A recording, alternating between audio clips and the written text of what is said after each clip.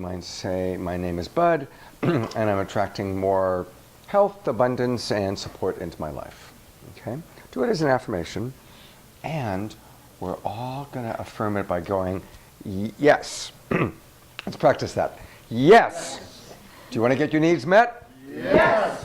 Do you want to support each other to get their needs met? Yes. Do I sound like an evangelist? Yes. Okay. So, how about if I'll start, I'll model it, and then we'll go around the room this way. How's that sound? Okay. So, I'm Scott, and I am attracting more support, balance, and harmony in my life. Yes. All right. Thank you. I am Ellen, and I attract more support, tenderness, and to be understood into my life. Yes. I am Stella, and for more appreciation, more support, and consideration. Yes.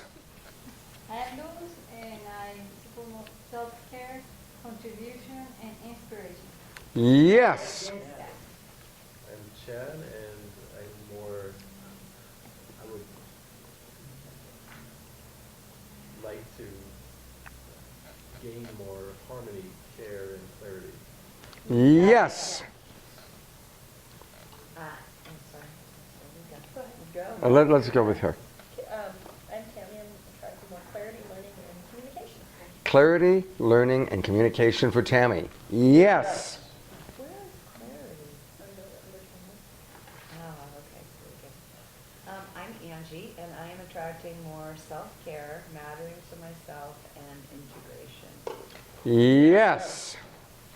I'm Greg, and I'm attracting more growth, intimacy, and joy. Yes. My name is Steve, and I'm attracting more appreciation, more companionship, and more intimacy. Yes.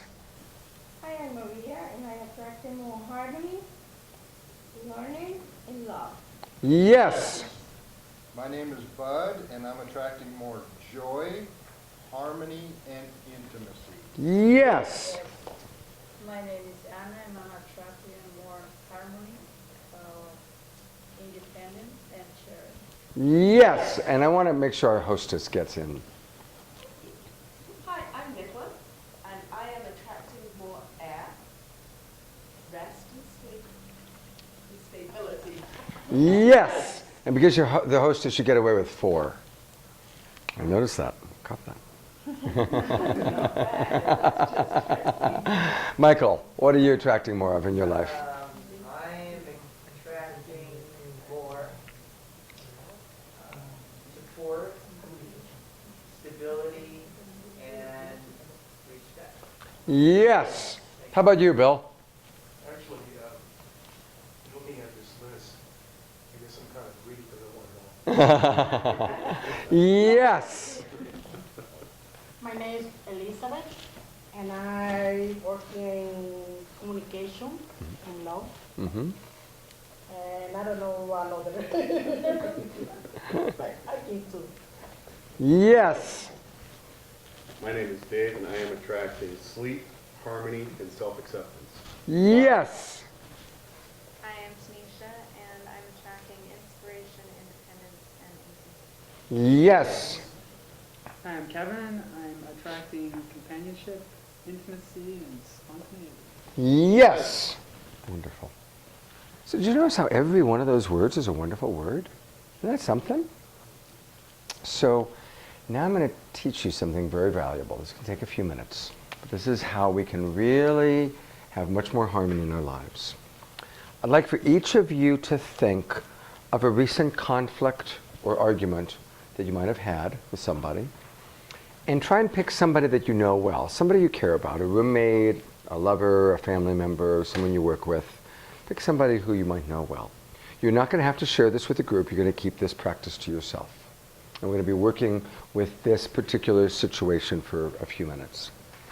So, does everybody have in mind a recent argument, conflict? Anybody who doesn't have one in mind yet? Okay. So, I want you to think about, when that was happening, what were your judgments? What were the judgments going on in your mind? It might have been about the other person. She doesn't love me. He doesn't care. Something like that. Or it might have been a judgment about the situation. This isn't fair. I'm not being treated well. He doesn't respect me. Pick one thought that was going on for you when that was happening. Okay. Everybody have that thought in mind? Some of you know where we're going to go with this because we did it yesterday, but I want to do it again because it's such an important practice. So I want you to close your eyes and run that thought through your mind 3 times, slowly. And notice if you feel any discomfort. If you notice any discomfort in your body as you run that thought through your mind 3 times.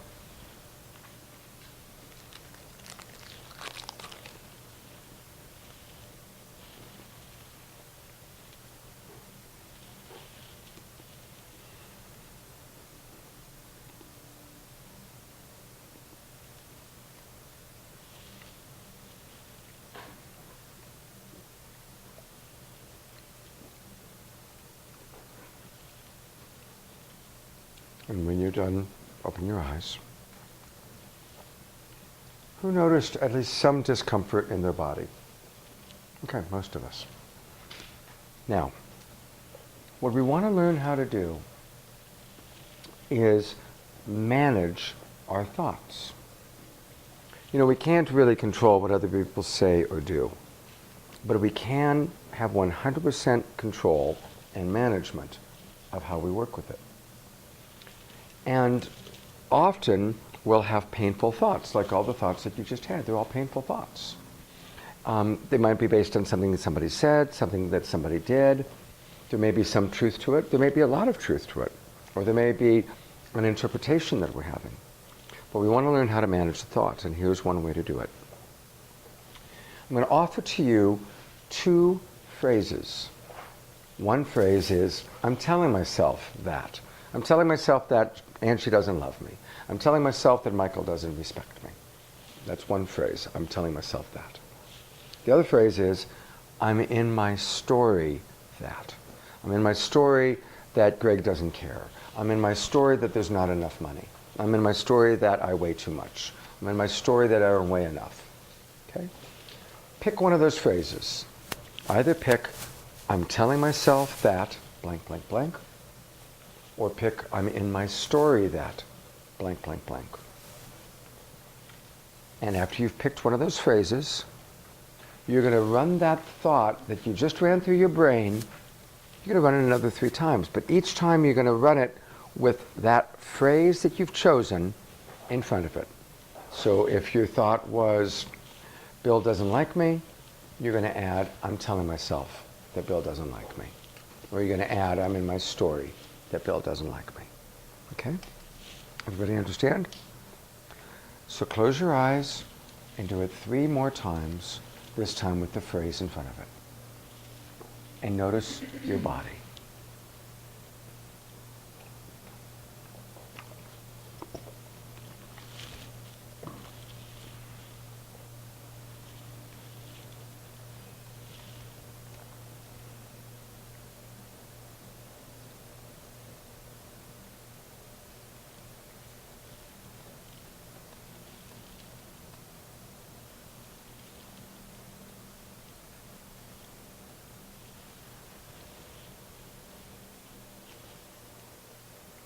And when you're done, you can open your eyes. Who noticed a difference? Who noticed a significant difference? Who noticed a difference in their body? Would you be willing to tell us what you noticed? Yeah, it's actually pretty easy, and anybody looking will have seen the difference because I had Bell's palsy a couple of years ago, and I've got a nerve that locks up and will twitch when I have any kind of internal conflict. And so going through the first time, every time I got to the end of that statement, this muscle would cramp and twitch up, and second time through, did not. Wow, that's powerful. That's powerful. I mean, I'm sorry for you having to deal with Bill's palsy, but what an amazing way of always knowing, like having that immediate data of when you're feeling triggered or when you're feeling, you know, unhappy. I mean, it's something interesting to work with. I like hearing you put it in a positive spin. I can put anything in a positive spin. I mean, not anything, but I try to. I mean, I see it that way.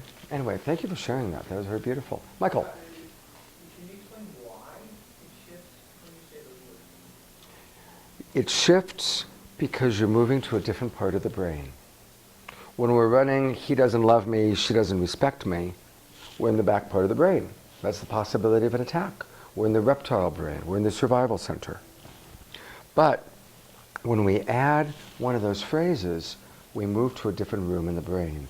We move to the observer room. We move towards the empathy center. And when we're in the observer mode, we're observing, oh, I'm telling myself he doesn't like me. It may or may not be true. I'm in my story, she doesn't respect me. It may or may not be true. When we react to a painful thought as though it's true, now we're in survival. We're going to fight or flight or freeze. We don't fight with weapons anymore, we fight with... And we don't fight, I mean, we don't run away anymore. We don't have to physically run away. How do we choose flight? How do we choose flight?